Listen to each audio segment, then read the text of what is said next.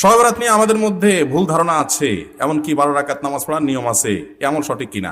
আপনি আল্লাহ তাআলার পক্ষ থেকে সাধারণ ক্ষমার আশায় দোয়া করছেন, নিজের মতো করে ইবাদতবন্দেগি করছেন, সেটা আপনার ব্যাপার। আমি একটু আগে বলেছি, শবে বরাতের নির্দিষ্ট কোনো নামাজ, নির্দিষ্ট কোনো রাকাত সংখ্যা, নির্দিষ্ট কোনো আপনার পদ্ধতি, এগুলো কোনোটা কোনো হাদিস দ্বারা প্রমাণিত না। শরীয়ত আপনাকে নির্দিষ্ট কোনো ফরম্যাট ঠিক করে দেয় না যে এই ফরম্যাটে আপনাকে করতে হবে।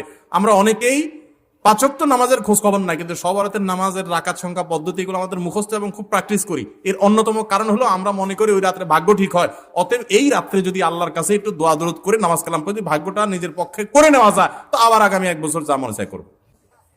একজন এলাকার এখানে চেয়ারম্যান সাহেব আছেন, এলাকার যারা জনপ্রতিনিধি সারা বছর যারা তার কাজ করে তাদেরকে তারা সুযোগ সুবিধা দেয়, তাই না? ভোটের সময়, নির্বাচনের সময় কোনো সময় তোমার চেহারা দেখা যায় না, চান্দু রিলিফের চাইলে আসার পরে তুমি এসে হাজির হয়ে গেছে ভাগ নেওয়ার জন্য। কি বলেন, চেয়ারম্যান সাহেব তারা খুব পছন্দ করে দিবে না দৌড়ানে দিবে? সারা বছর মসজিদে আসার খবর নাই,